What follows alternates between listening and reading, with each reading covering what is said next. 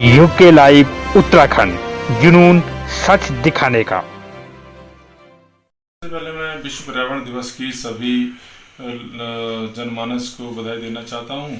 विश्व पर्यावरण दिवस की उत्पत्ति जो वातावरण में हो रहा अत्याचार है, जिस प्रकार से वातावरण में असंतुलन का भाव पैदा हो गया है, उसको बचाने के लिए एक पहल है।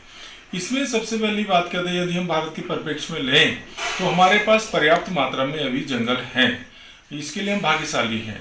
तो हम जिस प्रकार से वनों की सुरक्षा हमें करनी होगी, विश्व के यदि अन्य कंट्रीज को देखें तो उसमें कहीं ना कहीं जो हमारे ऑक्सीजन के स्रोत हैं, जो ऑक्सीजन हमें देते हैं, वो हमारे हरे पादप हैं। यदि वो ही खत्म हो जाएंगे तो हमें ऑक्सीजन कौन देगा? हम लोग कार्बन डाइऑक्साइड रिलीज करते हैं, तो वो पौधे उसको एक्सेप्ट करते हैं, उसको लेते हैं, तो उसके बाद वो की संतुलन बना रहता है। परंतु जब वो पादप ही नहीं रहेंगे, हमारे पेड़ ही नहीं रहेंगे, तो कौन उसको एक्सेप्ट करेगा?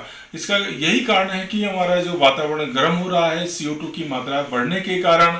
और जब वातावरण गर्म हो रहा है तो उसका प्रभाव कहीं ना कहीं हमारे जो ग्लेशियर हैं, हिमखंड हैं, उन पर पड़ रहा है।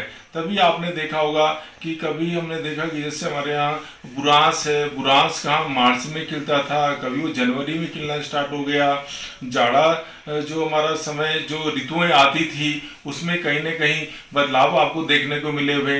तो ये कहीं ना कहीं वातावरण से हमारी छेड़छाड़ है, उसी का ये परिणाम है।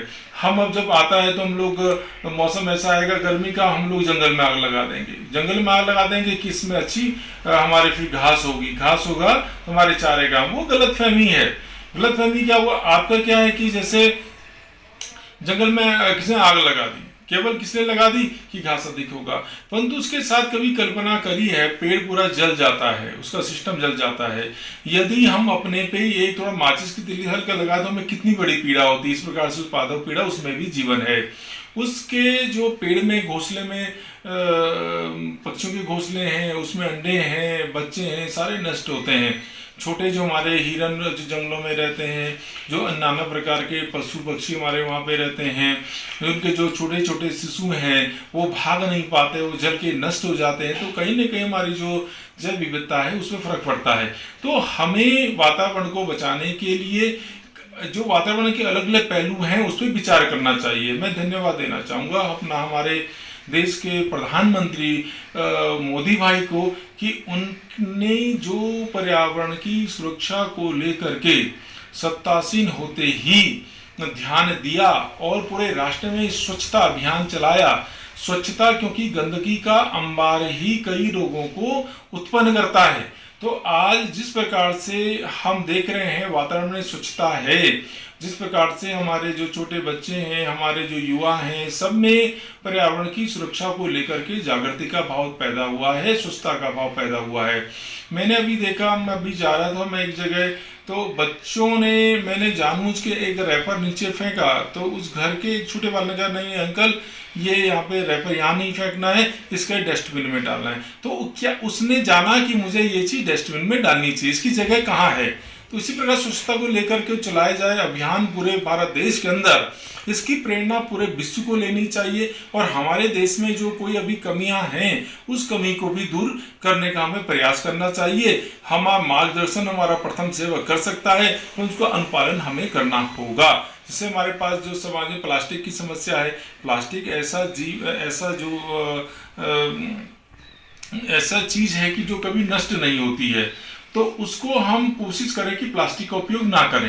प्लास्टिक का उपयोग करने के लिए हम स्वयं ही कहें नहीं भाई हमें प्लास्टिक का उपयोग करना है, नहीं हमें कैरी बैग प्लास्टिक लेना नहीं, दुकानदार को नहीं प्लास्टिक नहीं, इसके लिए भी एक अभियान चलना चाहिए। तो मेरे कहने का अभिप्राय है कि यदि हम विश्व पर्यावरण दिवस को मनाने का कार्य करते हैं, यदि हम पौधों का रोपण करते हैं, यदि हम उनको सुरक्षा का भाव की जिम्मेदारी नहीं ले सकते हैं, तो हमें उसमें पौधारोपण नहीं करना चाहिए। बड़ी योजनाएं चलती हैं डिपार्टमेंट की कि आप प्लांटेशन करना है, रेनी सीजन आएगा, हरेला हमारा पर्व चलता है, हरेला में तो प्लांट लगाए जाते हैं क्या वो प्लांट जितने लगाए क्या वो साल भर में उनको देखा जाता है।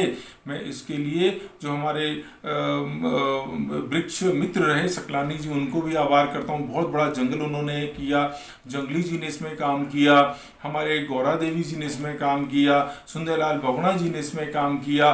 तो पर्यावरण को लेकर के चिंता विभिन्न जो हमारे बुद्धिजीवी लोगों ने की है, और हमें भी उनमें चिंता करनी चाहिए। आम जनमानस को अपनी जिम्मेदारी पर्यावरण के प्रति समझनी चाहिए। ये मेरा सभी लोगों को संदेश है। यूके लाइव उत्तराखंड, जुनून सच दिखाने का।